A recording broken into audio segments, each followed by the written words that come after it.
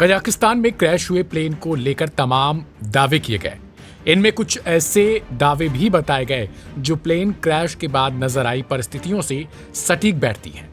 जो plane crash हुआ उस पर ढेर सारे छर्रों के निशान दिखाई दिए, कई जगहों पर इनसे होल भी हो गया। लेकिन शुरुआत में कहानी बताई गई कि पक्षी की टक्कर से विमान नियंत्रण खो बैठा था। वहीं दूसरी स्टोरी है कि ऑक्सीजन सिलेंडर फटने की। तो तीसरी कहानी है रूस के एंटी ड्रोन सिस्टम की। रूस वाली कहानी को लेकर विश्व भर में दावे किए जा रहे हैं। अमेरिका लगातार रूस को टारगेट करते हुए इसके पीछे एक नई कहानी बता रहा है, बल्कि इसके लिए सबूत के तौर पर विमान के पिछले हिस्से को बार बार दिखाकर यह कहा जा रहा है कि ये छर्रों के निशान हैं। हालांकि रूस की ओर से ऐसी किसी भी टारगेट हिट करने के दावों को खारिज किया जा रहा है। रूस की ओर से साफ शब्दों में पश्चिमी देशों की मीडिया से कहा गया कि वे ऐसी मनगढ़ंत कहानियां रूस को बदनाम करने के उद्देश्य से न बनाएं। दूसरी ओर वॉल स्ट्रीट जर्नल की एक रिपोर्ट में ब्रिटेन के स्वतंत्र विमानन सुरक्षा फर्म के हवाले से लिखा गया कि ऐसा हो सकता है कि विमान रूसी सैन्य वायु रक्षा प्रणाली द्वारा मार गिराया गया था।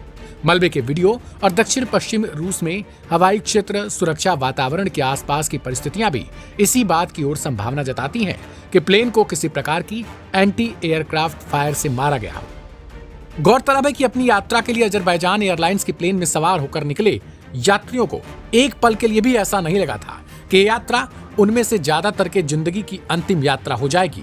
प्लेन में बैठे कुछ ही घंटे हुए होंगे कि तब तक अचानक से ऐसा लगता है कि जैसे दुनिया की सबसे बड़ी मुसीबत इसी हवाई जहाज पर आ गिरी।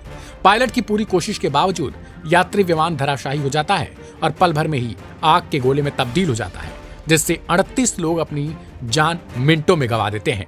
शुरुआती जांच में आशंका जताई गई थी कि यह प्लेन क्रैश किसी पक्षी के टकराने से हुआ जिससे ऑक्सीजन सिलेंडर फट गया।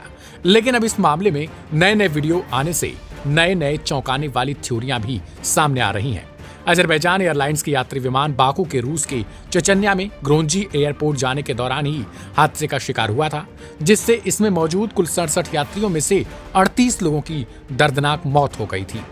इसके बाद से इस हादसे का वीडियो तमाम सोशल मीडिया प्लेटफॉर्म्स पर वायरल होने लगा। देखते ही देखते इस प्लेन क्रैश के पीछे की नई कहानियां, नई थ्योरियां पेश की जाने लगी।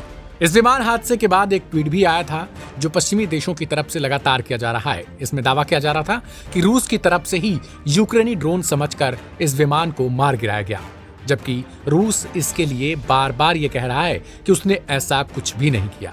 अब देखना दिलचस्प होगा कि आने वाले समय में आखिर रूस क्या इस बात पर राजी होता है कि उसकी तरफ से ये गलती हुई या फिर जांच में कुछ और निकलता है। इस रिपोर्ट में इतना ही। बाकी की तमाम अपडेट्स के लिए सब्सक्राइब करें लाइव हिंदुस्तान।